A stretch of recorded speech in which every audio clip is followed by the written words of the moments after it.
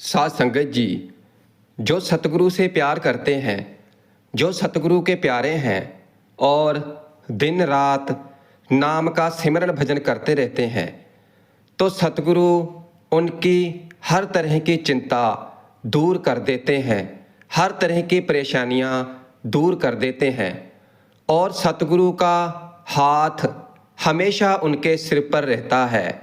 कोई भी परेशानी, दुख, तकलीफ उनको परेशान नहीं कर सकते हैं।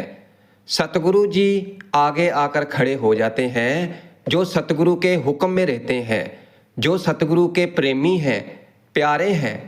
साध संगत जी, आज हम आपको साखी सुनाने जा रहे हैं। ये पहली पातशाही सतगुरु नानक देव जी महाराज के समय की है और आज की इस साखी को सुनने के बाद हमें ये पता चल जाएगा कि सतगुरु जी अपने प्यारे शिष्य से कितना प्यार करते हैं और कैसे उसकी मुश्किलों के समय में संभाल भी करते हैं। क्योंकि हर बार हम संगत में यही सुनते हैं कि संगत अपने सतगुरु से बहुत प्यार करती है और अगर हमें इस बात की खबर हो जाए, हमें जानकारी मिल जाए कि हमारे सतगुरु भी हमें बहुत प्यार करते हैं, तो भाई हमारा प्यार तो सतगुरु के प्यार के आगे कुछ भी नहीं है। हमारा प्यार तो सतगुरु के प्यार के आगे फीका पड़ जाएगा। क्योंकि जितना प्यार हमें हमारे सतगुरु करते हैं, तो शायद ही उतना प्यार कोई शिष्य अपने सतगुरु से करता होगा। मगर कहने के लिए तो हम बहुत कुछ कह देते हैं कि हमें अपने सतगुरु से बहुत प्यार है, मगर जब बात करनी की आती है तो फिर उस समय पता चलता है कि हमारे अंदर सतगुरु के प्रति कितना प्यार है, सतगुरु के प्रति हमारे अंदर कितनी तड़प है। तो आइए हम आपको एक साखी सुनाते हैं। तो साध संगत जी, ये उस समय की बात है जब सतगुरु नानक देव जी महाराज संगत से सेवा ले रहे थे। क्योंकि उस समय भी संगत बहुत ही बढ़ चढ़कर सेवा में हिस्सा लेती थी, सेवा करती थी और सतगुरु के पास दूर दूर से और जगह जगह से सेवा आया करती थी। और फिर सभी संगत आज की तरह ही प्रेम और प्यार के साथ गुरु घर की सेवा करती थी।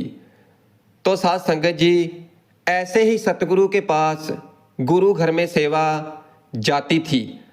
और जैसे कि आजकल जब हम गुरु घर सेवा पर जाते हैं तो हम अपने साथ किसी न किसी को तैयार कर ही लेते हैं ताकि हमारा अच्छा साथ बन जाए। तो फिर हम अपने साथ सेवा पर जाने के लिए किसी मित्र को ढूंढते हैं और फिर उसे अपने साथ सेवा पर जाने के लिए कहते हैं। उस समय एक सत्संगी थे जिन्होंने कभी भी गुरु घर की सेवा नहीं छोड़ी थी। वह अक्सर ही गुरु घर में सेवा करने के लिए जाया करते थे। और फिर जब ऐसे ही उनको हुक्म आया कि सेवा पर जाना है तो वो सेवा के लिए तैयार हो गए। मगर उनके साथ जाने के लिए उनके गांव में कोई भी तैयार नहीं था, कोई नहीं जा रहा था सेवा पर और उन्होंने अकेले ही जाना था। इसलिए वो कोई अपने साथ साथी ढूंढ रहे थे ताकि उनके साथ सेवा पर चला जाए। साध संगत जी, ये तो सतगुरु का हुक्म होता है कि जिसको उन्होंने तारना होता है, जिस पर उन्होंने कृपा करनी होती है, तो वो अपने आप ही किसी का साथ पाकर सेवा पर चले आते हैं। तो उसने सोचा कि अगर मेरे भी साथ कोई सेवा पर चला जाए और सेवा करते करते समा भी बहुत अच्छा गुजरेगा। और फिर उन्होंने अपने पड़ोस वाले मित्र से सेवा पर जाने के लिए बात कही। उन्होंने कहा कि हम सेवा पर जा रहे हैं गुरु घर के लिए, तो क्या आप भी हमारे साथ सेवा पर चलेंगे? फिर क्या हुआ कि उन्होंने पहले तो सेवा पर जाने के लिए मना कर दिया था, मगर उनके ज़्यादा कहने पर वो सेवा पर जाने के लिए तैयार हो जाते हैं। क्योंकि उन्होंने कहा था कि मेरा काम का क्या होगा, अगर मैं सेवा पर चला गया तो फिर उस सत्संगी भाई ने कहा कि भाई आप चिंता मत करें, आपका सारा का सारा काम मेरे सतगुरु संभाल लेंगे और हमारी संभाल भी वो सतगुरु कर लेंगे, क्योंकि हमारे सतगुरु बहुत दयावान है, बहुत बड़े हैं, कृपालु हैं। इसलिए आप मेरे साथ सेवा पर चलें और अगर वहाँ जाकर तुम्हारा जितना जी करे उतनी सेवा करना, कोई ज़बरदस्ती नहीं है। जितना तुम्हारा मन करे उतनी सेवा करना और सतगुरु का लंगर खाना। इसलिए आप मेरे साथ आज सेवा पर जरूर चलें, क्योंकि आज सेवा पर मेरे साथ जाने वाला कोई नहीं है। हम वहाँ पर सेवा करेंगे और वक्त भी कब बीत जाएगा हमें पता ही नहीं चलेगा।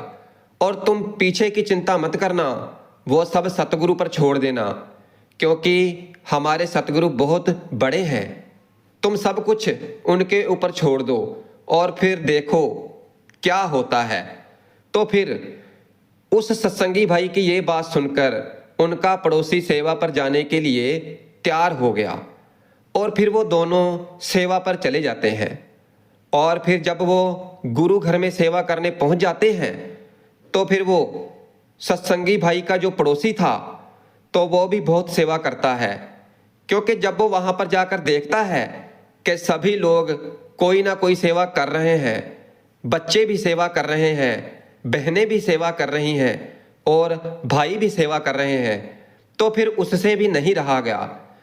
तो फिर उनको देखकर उसके मन में भी सेवा करने की इच्छा प्रकट होती है और फिर दूसरे सेवादारों को देखकर वो भी सेवा करने में लग जाता है और बड़े ही सच्चे मन के साथ, श्रद्धा के साथ सेवा करता है। तो साथ संगत जी, वो सेवा कुछ ही दिनों की होती है और जब वो सेवा करके अपने घर आ जाते हैं और फिर कुछ दिनों के बाद उस सत्संगी भाई का वो मित्र जो सेवा पर गया था तो अपने सत्संगी मित्र से कहता है कि भाई, कल रात मेरे सपने में तुम्हारे सतगुरु जी आए थे और मुझे ले जाने की बात कह रहे थे और मुझे कह रहे थे कि तुम तैयार रहना, मैं तुम्हें लेने आऊँगा। बस इतना कहकर चले गए। पर मुझको उनकी ये बात समझ में आ गई थी कि वो मुझे ये बात क्यों कह रहे हैं, क्योंकि मुझे पता है कि मेरी उम्र भी हो गई है और अब मेरा अंतिम समय भी नज़दीक ही है। और उनकी ये बातें वो सत्संगी भाई बड़े ही प्यार से सुन रहे थे। फिर जब एक दिन वो सत्संगी भाई गुरु घर गया तो फिर उसने ये सारी बातें अपने सतगुरु को सुना दी। वो कहने लगा कि हे सच्चे पातशाह, हे सतगुरु जी महाराज, हम कितने सालों से आपके साथ जुड़े हुए हैं, आपकी शरण में हैं और हमने कितनी सेवा की है और आप जी के हर एक वचन को माना है, आपके हुक्म में रहे हैं, हमेशा आपके हर एक हुक्म की पालना की है, मगर आप जी ने कभी हमारे ऊपर तो ऐसी दया मेहर कृपा नहीं की। मगर इसको मैं जबरदस्ती सेवा पर लेकर गया हूँ, हालांकि उसका सेवा पर जाने का मन भी नहीं कर रहा था, मगर फिर भी मैं उसको सेवा पर लेकर आया तो आप जी ने उस पर इतनी जल्दी इतनी कृपा दृष्टि दया कर दी और उनको सपने में दर्शन भी दे दिए। मगर आप जी आज तक हमारे सपने में नहीं आए। उसने केवल एक दिन सेवा की, उसने केवल पहली बार गुरु घर आकर सेवा की है और आप जी ने उस पर इतनी कृपा कर दी। साथ संगत जी, इतनी बात कहकर वह सत्संगी सतगुरु जी महाराज से रूठ जाता है और फिर दूसरी तरफ मुंह करके खड़ा हो जाता है।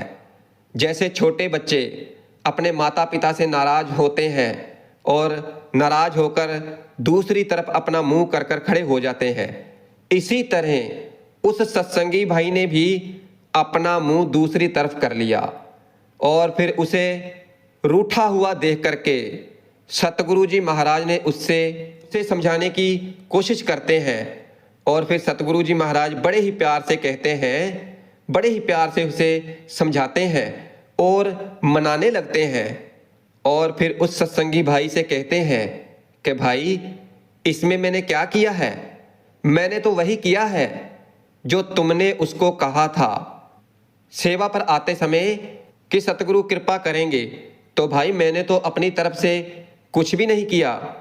तुम जरा याद करो कि जब तुमने सेवा पर आना था और उस दिन तुम्हारे साथ सेवा पर आने के लिए कोई तैयार नहीं था, और फिर तुमने उसे अपने साथ सेवा पर जाने के लिए तैयार किया, और फिर उस समय जो बातें तुमने उससे कही थी तो मैं तो वही निभा रहा हूँ।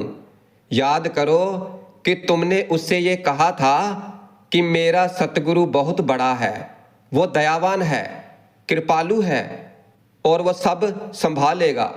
तो भाई, मैं तो वही कर रहा हूँ जो तुमने उससे कहा था। और फिर साथ संगत जी, जैसे ही वो सत्संगी भाई सतगुरु जी के ये वचन सुनता है तो वो जोर जोर से रोने लग जाता है।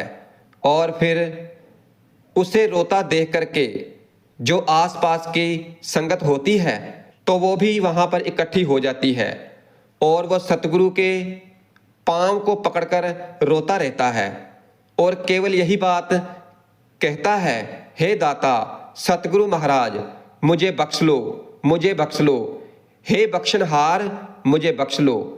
और फिर उस सत्संगी भाई को इस बात की समझ आ जाती है कि सतगुरु अपने शिष्यों से कितना प्यार करते हैं, उसके हर एक वचन को पूरा करते हैं। इसलिए साथ संगत जी, सच्चे मन के साथ चाहे सेवा की जाए, चाहे नाम का सिमरन किया जाए, तो वह सफल होता ही होता है। और जो काम हम अपने सतगुरु के भरोसे पर, उन पर विश्वास रखकर करते हैं, तो उस काम में हम जरूर सफल हो जाते हैं। कभी भी किसी नए काम को शुरू करो तो सतगुरु को याद करो। अपने सतगुरु को याद करने के बाद ही नया काम शुरू करो तो आपको सफलता जरूर मिलेगी। इसलिए साथ संगत जी, जरा सोचो कि अगर सतगुरु जी ने हमें नामदान दे दिया है, नाम की बख्शिश की है, और जो हमारे साथ जुड़े हुए हैं, हमारे गुरु भाई, जो हमारे रिश्तेदार हैं, और अगर हमारे सतगुरु जी उनकी संभाल करते हैं और कर रहे हैं, उनकी रक्षा कर रहे हैं, तो फिर भाई वो हमारे लिए कितना करते होंगे, इसके बारे में हम अंदाजा नहीं लगा सकते हैं। क्योंकि अपने सतगुरु की लीला तो केवल वही समझ सकता है, जान पाता है, जो रोजाना अपने सतगुरु द्वारा दिए गए नाम का सिमरन भजन करता है, नाम की कमाई करता है। और कोई नहीं जान पाता। जो अपने सतगुरु के हुक्म में रहता है, अपने सतगुरु के हुक्म को सर माथे रखता है, तो केवल वही सतगुरु की लीला को समझ सकता है। क्योंकि उसे ज्ञान हो जाता है, उसे इन सब के बारे में पता चल जाता है। उसे पता चल जाता है कि हमारे लिए क्या ठीक है और क्या गलत है। वो अपने सतगुरु के हुक्म में जीता है और हुक्म में मरता है। केवल वही इसे समझ पाता है। और हमारे में से ही कुछ ऐसे लोग भी हैं जो कि इस तरफ कम ध्यान देते हैं, मगर सतगुरु तो महान है, दयावान है, कृपालु है, और वो उनकी भी संभाल करते हैं। मगर हमें इसकी कोई भी खबर नहीं होती कि हमारे सतगुरु का हाथ हमारे ऊपर है। और जब हम रोजाना अपने नियम के अनुसार नाम का सिमरन भजन करते हैं, नाम की कमाई करते हैं, तो फिर हम अगर खुश होकर सतगुरु जी को कुछ कह देते हैं तो हमारे सतगुरु जी उसे पूरा कर देते हैं। इसलिए जिसको ऐसे वक्त के पूर्ण संत सतगुरु जी की शरण मिल गई है तो वो कितने भाग्यशाली हैं, किस्मत वाले हैं। कितने अच्छे कर्म होंगे कि जिनको इतने बड़े पूर्ण संत सतगुरु का साथ मिला हुआ है, और जिसकी कृपा का कोई अंत नहीं है, और जिसकी महिमा का कोई अंत नहीं है। वो बेअंत है। और हमारा ये हाल है कि हम हर वक्त फिक्र करते रहते हैं, चिंता में पड़े रहते हैं, जबकि सतगुरु हर बार सत्संग में फरमाते भी हैं कि भाई चिंता किस बात की करनी है। अगर इस धन दौलत की करते हो कि कहीं ये हमारे हाथ से चली ना जाए, तो भाई आज तक ये धन दौलत किसी की हुई है? ये पहले हमारे दादा परदादा के पास थी, फिर हमारे माता पिता के पास थी, और आज हमारे पास है, और आगे हमारे बच्चों के पास चली जाएगी। तो फिर फिक्र किस बात की करनी? और होना वही है जो हमारी किस्मत में लिखा है। उससे ना ही हमें ज़्यादा मिल सकता है और ना ही कम मिल सकता है, क्योंकि सतगुरु जी फरमाते हैं कि जो हमारी किस्मत में है तो वह हमारे पास जरूर आएगा, उसे कोई रोक नहीं सकता है। मगर जो हमारी किस्मत में नहीं है तो वो हमारे पास कभी नहीं आएगा, उसे हमारे पास इस दुनिया की कोई भी ताकत नहीं ला सकती है। तो भाई हम सत्संग सुनते हैं, सतगुरु के वचन भी सुनते हैं, तो फिर किस बात की चिंता करते हैं? हमें सिर्फ अपना काम करना है, बाकी सब सतगुरु पर छोड़ देना है। इसलिए साध संगत जी, हमें इस साखी से यही प्रेरणा मिलती है कि जिसको वक्त के पूर्ण सतगुरु की शरण मिल जाती है, तो फिर उस सत्संगी को सभी चिंताएं छोड़ देनी चाहिए और उसे केवल अपना काम करना चाहिए। जो सतगुरु ने नाम दिया है तो उसका सिमरन करना चाहिए, भजन करना चाहिए, नाम की कमाई करनी चाहिए, बाकी सब सतगुरु पर छोड़ देना चाहिए। बाकी सब कुछ सतगुरु जी अपने आप ठीक कर देते हैं, क्योंकि वो हमें बहुत प्यार करते हैं, उन्हें हमारी फिक्र है, वो अपना फर्ज निभा रहे हैं, इसलिए हमें भी अपना फर्ज निभाना चाहिए। हमारा जो काम है रोजाना नाम का सिमरन भजन करना, नाम की कमाई करना, तो हमें अपना ये काम जरूर करना चाहिए और बाकी सभी चिंताएं सतगुरु को सौंप देनी चाहिए। वो अपने आप सब कुछ ठीक कर देंगे।